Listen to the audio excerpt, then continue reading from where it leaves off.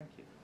Kyle, hi. Hi. Your battle last week with Vinicius Junior was one of the highlights, highlighted on social media after the game. What's it like to play against someone like that? Is that an ultimate test, and how important is that personal battle in winning the game? Well, good afternoon. First of all, I don't think it's just about A and B. I think it's a team game, and obviously it is a personal battle where you're coming against one of the best players in the world. But I've faced many over the years that have been just as good as him, but I think he's in the form of his life. So whoever is picked to play in that position to defend against him, it's going to be a great battle. Mike? You can tell by the attention in this room how big this game is. How big is it to you? How big does it feel to you as a player?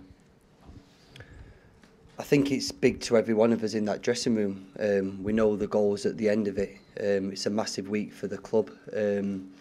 We've put ourselves in, a fairly good situation, compared to 2 months ago, and that's in the Premier League. But moving forward into the Champions League, to go to the Bernabeu and get a 1-1, to then bring it to the Etihad, where I think we've been, more than confident.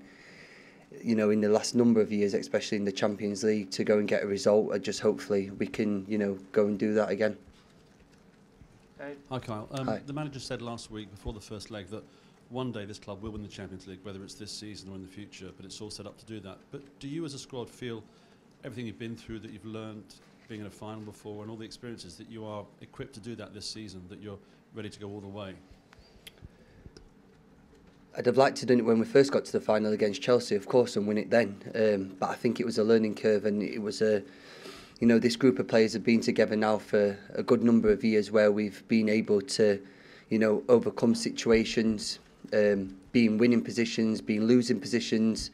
Remember the one against Tottenham where we thought Aguero scored and we're all almost through, and then they go and score at the other end. So we've gone through, rough and good moments, but hopefully now, this is the icing on the cake where we can go and obviously put our name in the history books for this club, and put this club on, the Champions League map, really.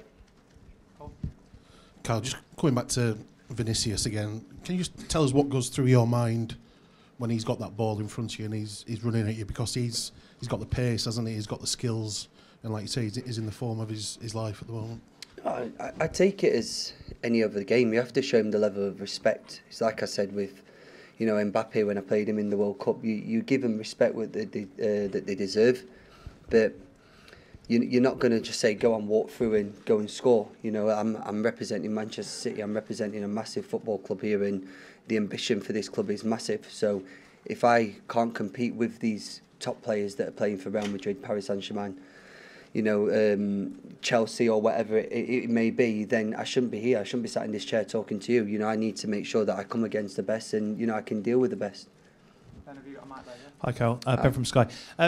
Carl, it wasn't that long ago that you had found yourself out of the side, and the manager sat right there and he explained to us why you weren't being selected at that point, and he was essentially saying there were certain elements of your game that you weren't able to do from what you wanted in that position. You've obviously since got yourself back in, but when you heard what he said that day, how did you react personally to that? I have to react as a professional. He's my manager, he's my boss.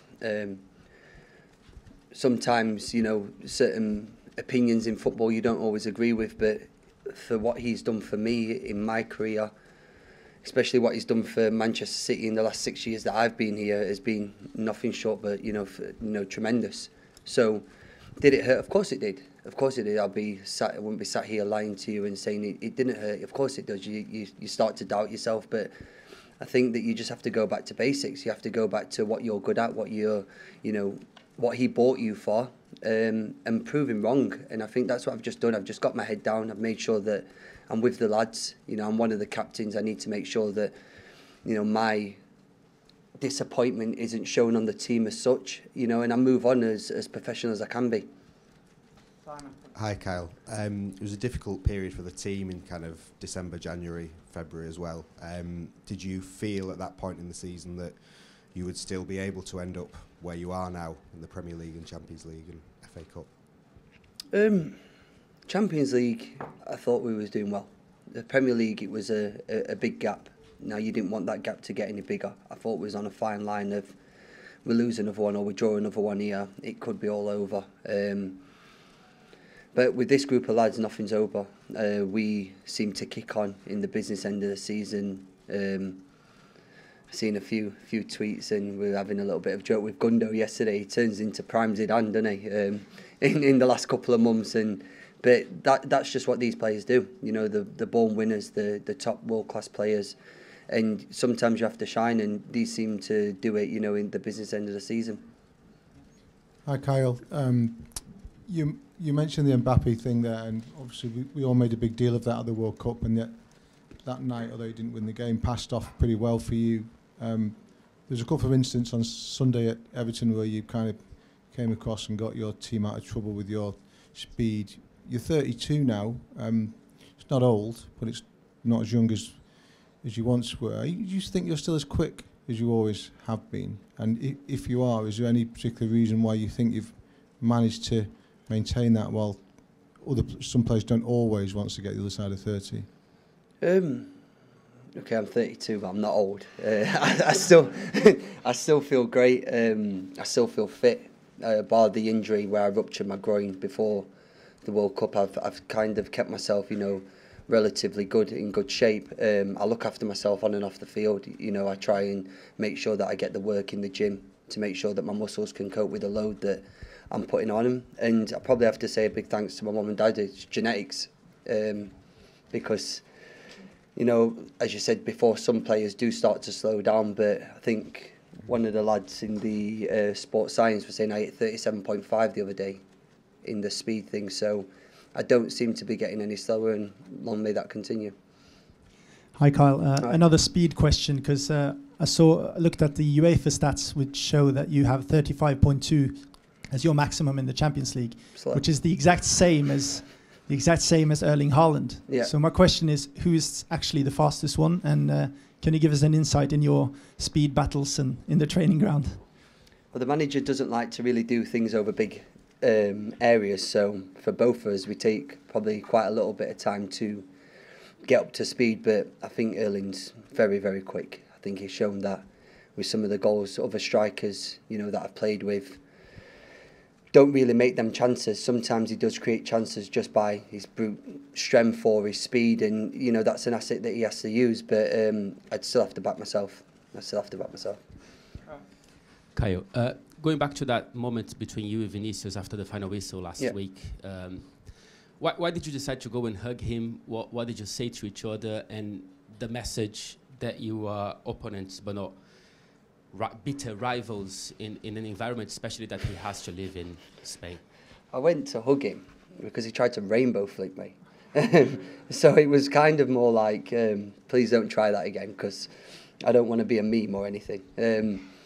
But I think, you know, boxers, they fight, they have a good battle, and then they shake hands after. And I think that's the level of respect that I do have for him. It was the same with any other player, that I feel when it's a good game, you know, you go and give them that level of respect because they deserve it. You know, they're carrying a lot of pressure on their shoulders as well to take, you know, a massive club like that, you know, over the line in the Champions League. They've not done well in their league, and, you know, this is their kind of the last prize that they need to go and win. So you show your respect to him, but as again, tomorrow night, if chosen, you know, there's no respect after the whistle, I'll give him the respect that he deserves, but before then, you know, it's kind of dog eat dog. Hi, Kyle. Talking there with Simon about the kind of rough patch that City had a couple of months ago, and you saying there was a big gap in the Premier League. As one of the captains, what conversations were you having as players during that patch, and how have you managed, in your opinion, to turn it around? Because obviously now the team are flying again. I don't think it's just us as captains. I think it's us as a club. It's easy to start talking in front of everyone when you're winning. When the going gets tough, you know, that's when your real characters come out and you start, you know, digging in and you're in the trenches. Now, okay, we're not fighting relegation, but we should be up at the top, and this club is, you know, over the last number of years expected to be challenging right up there with the league. So when we was adrift all them points, it wasn't ideal. But we knew that if we just kept on digging in, kept on grinding out the results that we needed to do, go on a little run, as we have done, we can close that gap. And, you know, the manager kept on saying to us, as long as we can, you know, get him to the Etihad in a close gap, you know, I think the title race will be on. And we gave that to him and to ourselves as well. We're going to move into any Spanish questions if we have them. Any questions from Spanish media? Just at the top left, please, Lewis. Hi, Cal. Hello. In English. Oh, perfect. I'm Italian, so my Spanish is a bit rusty. Yeah. I'm wondering, what is Champions League for you? And if you can explain as a player, why this competition is so important that even a great manager like Pep Guardiola says that his time in Manchester will be judged if he wins it or not? Well, you have to just look over the road at Manchester United and what they've probably accomplished over the number of years. And when you get compared to that team, to our team, you know, they won countless titles. We've done, you know, 5 in 6 years, hopefully, you know, if we can cross the line on this one. Which still isn't over, by the way. You know, we still need to go and get results at Chelsea, Brighton or Brentford, which is, you know, tough places to go, which we've experienced over the number of years. But the club's missing that one. The club's missing that one, and I think for, you know, the owners, the amount of, you know, money that they've pumped into this club, the investment that they've done, you know, we owe that to them. Now, to get to the Champions League final against Chelsea and probably not perform as well as we do, we owe that to ourselves as well, to kind of get some, you know, some revenge for ourselves, because we knew that was below par on that day. But again, we've got a tough opponent come tomorrow night to try and get past to get to the Champions League final. Then, as we've just seen before in recent years, it's a final. Anything can happen. You know, AC Milan, Inter Milan are 2 top massive clubs. So we will be watching that game tonight and studying it hard. But again, the first thing is getting past Real Madrid tomorrow, and then let's see about the final. Hi, I will try in English. Okay. I want to know your opinion about how is Vinicius on the pitch. Do you think is him a provocative player? I wouldn't say provocative player. I'd say he's a very good player. He does what he needs to do to get his team over the line. I try not to get involved in it all. You know, if there's something going on or someone's, you know, we'll call it trash talking, it doesn't really bother me. I've been through, you know, things in my life that are more difficult than people trying to wind me up and get a reaction out of me. But I think that he just lets his football do the talking. You know, they've seen a few clips of him going down a little bit easy, asking for yellow cards and stuff like that. It's part and parcel of the game. You're going to get it as soon as you can get an advantage on your opponent. You will try anything to do that. And, you know, but I do think, let's take not take his football away from him. He's a very top player. Lovely. Thank you, guys. Yeah. Nice try, Joe. Cheers. Thank you. Thank you.